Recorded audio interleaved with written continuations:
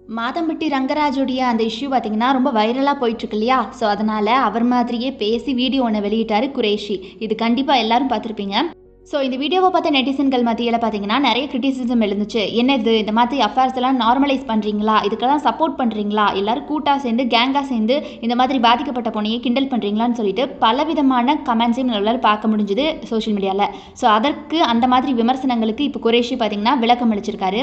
அவர் என்ன சொல்லியிருக்காரு அப்படின்னா, உண்மையிலேயே ஒரு ஜாலிக்காக அவரை கேலி செய்யத்தான் அந்த வீடியோவை ரீக்ரியேட்டே செஞ்சேன். அந்த ரீலை செஞ்சதால் நான் யாருக்குமே ஆதரவும் இல்லை, எதிர்ப்பும் இல்லை. எனக்கு முன்னாடியே பல பேர் அந்த ரீலை செஞ்சுருக்காங்க தான். அதனால் நானும் அதை சும்மா பண்ணேன்.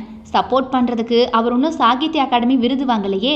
எல்லா யூடியூப் சேனல் தான் வீடியோவை போட்டு போட்டு அதை நார்மலைஸ் பண்ணிகிட்டே இருக்கீங்க, பிராண்ட் பண்ணிகிட்டே இருக்கீங்க. நான் இதை சொன்னாலும் என்னத்தான் திட்ட போகிறீங்க அப்படின்னு குரேஷி இப்போ விளக்கம் அளிச்சிருக்காரு.